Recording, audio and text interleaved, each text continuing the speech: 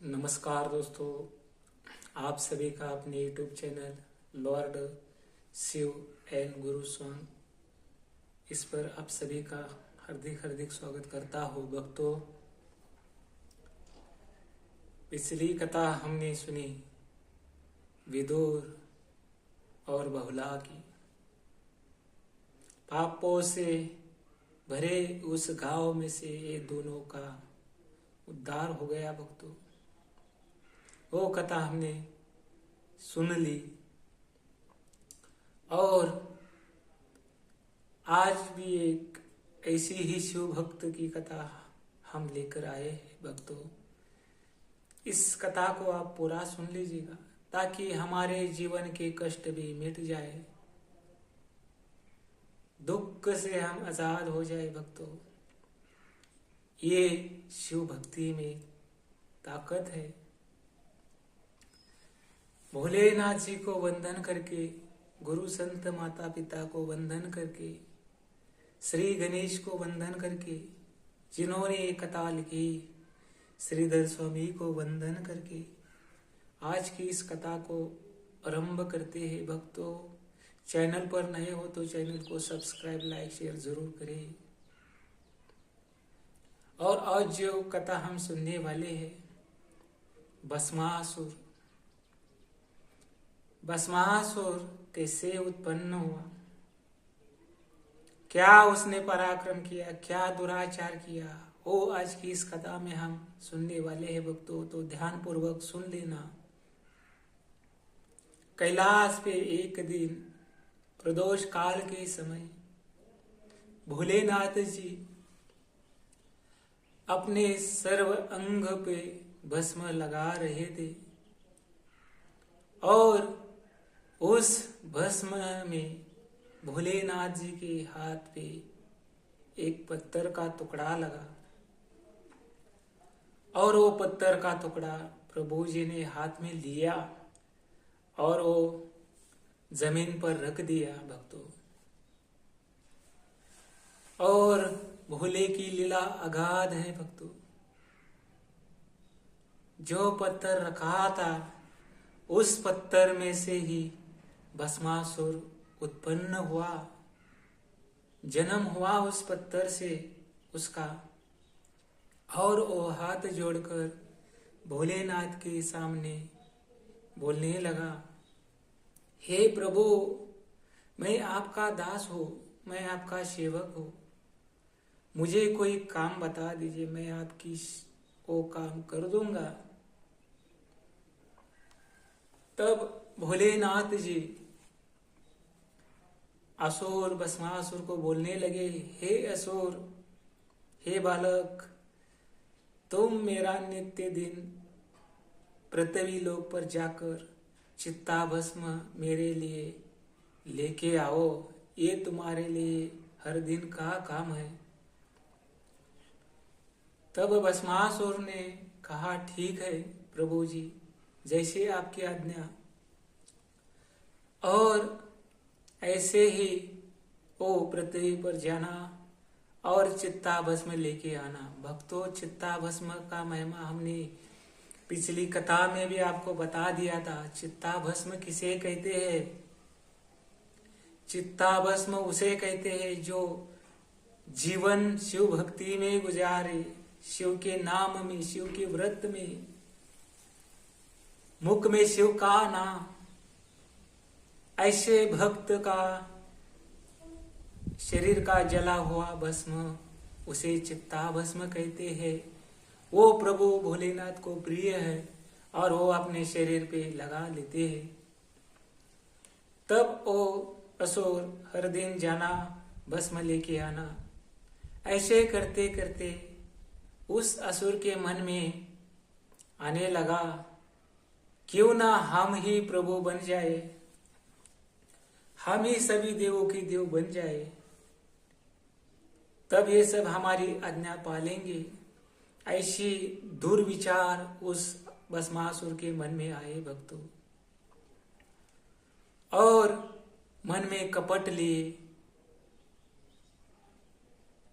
भस्म न लेते ही ओ असुर कैलाश पर वापस आ गया और प्रभु भोलेनाथ के सामने हाथ जोड़कर बोलने लगा, हे भोलेनाथ जी, आज मैंने सभी जगह ढूंढ लिया,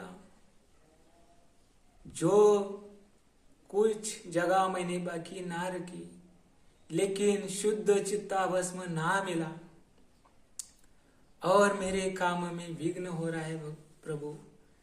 हर दिन तो मैं आपको भस्म लाके देता हूँ, लेकिन आज भस्म ना मिला तो मेरे काम में आज विघ्न पैदा हुआ और मुझे ऐसा वर दीजिए जो मैं जिसके सिर पर हाथ रखूं वो वहीं पे भस्म हो जाए और वो चित्ता भस्म लाके मैं आपको दूं। ऐसा वर वो असुर भोलेनाथ जी को मांगने लगा। लेकिन भक्तों, उस कैलाश पे माता पार्वती बैठी थी, श्री गणेश, कार्तिक स्वामी, ये सब बोल रहे भोलेनाथ जी को। माता बोल रही, हे नाथ जी, आप इस असुर को वर मत दीजिएगा, क्योंकि ये असुर वृत्ति का है। इसको वर मिलने के बाद ये अधर्म पैदा करेगा, सभी को पीड़ित करेगा, आप इसे वर मत दीजिए। श्री गणेश कार्तिक स्वामी वो भी यही करने लगे, हे पिताश्री, आप इसे वर मत दीजिए। लेकिन नाम के तरह ही भोलेनाथ जी उदार अंतकरण के हैं। वो कहने लगे, नहीं नहीं, मेरा बालक ऐसा नहीं कर सकता भस्मासुर, उसे वर दे देते हैं।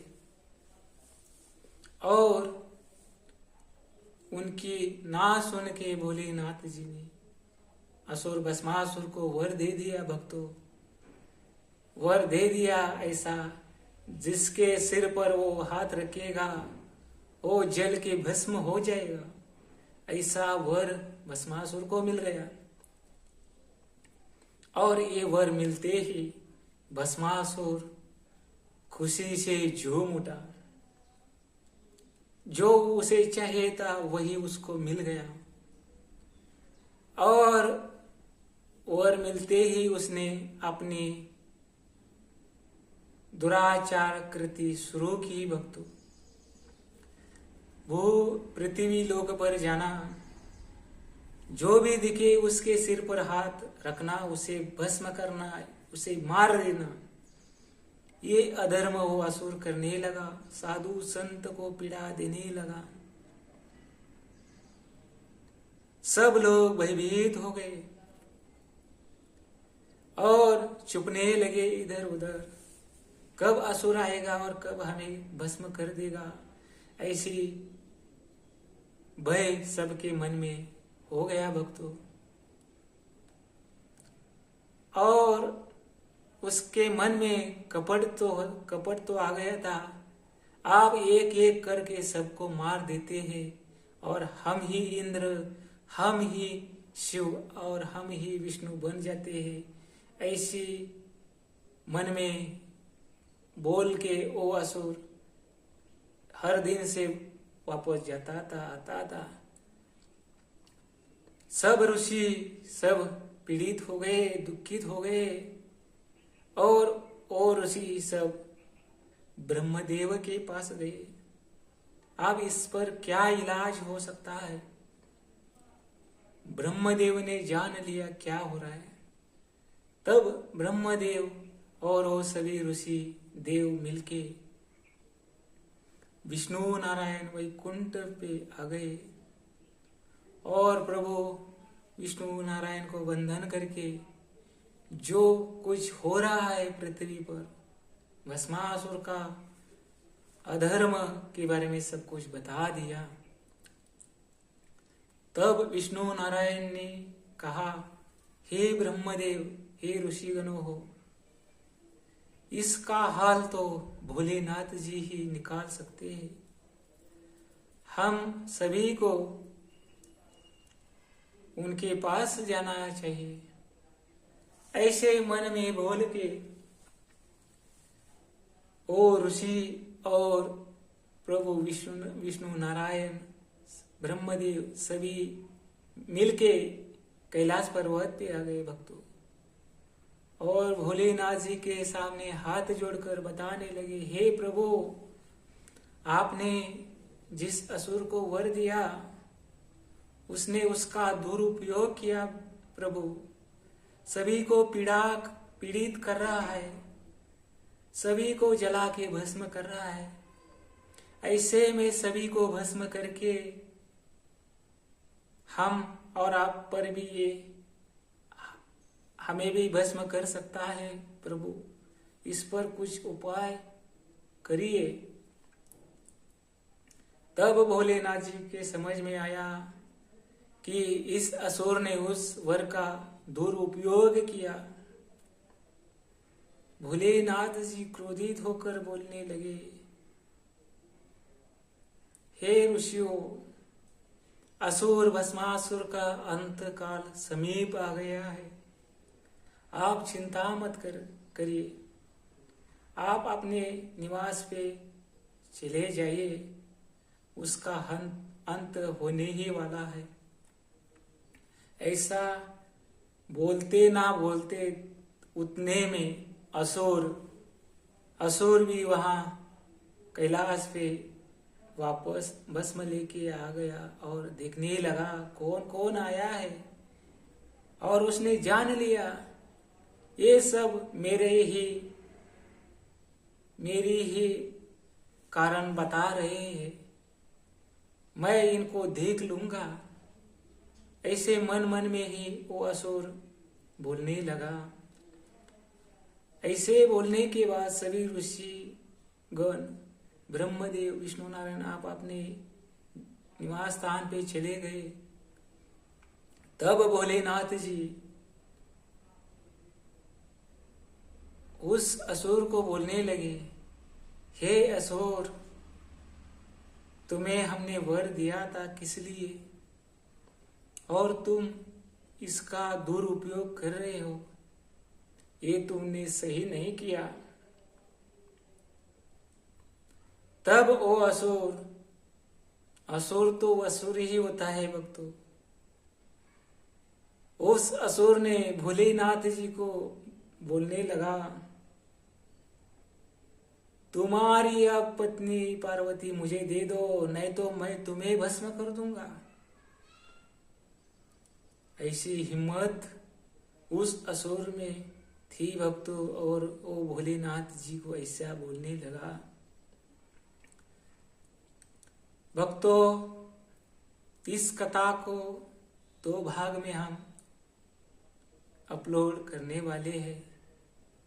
आगे कथा में क्या होता है वो जानने के लिए इस कथा का दूसरा भाग आप जरूर देख लीजिएगा। आखिर में क्या होता है, भस्मासुर मर जाता है या सभी को खत्म कर देता है, क्या क्या होता है आगे कथा में, वो दूसरे भाग में आपको सुनने को मिलेगा भक्तों। ऐसे इस उन्मत्त असुर की ये कथा है। आशा करते हैं आपको ये कथा पसंद आती है। मिलते हैं इस कथा के अगले दूसरे भाग में। तब तक ओम नमः शिवाय।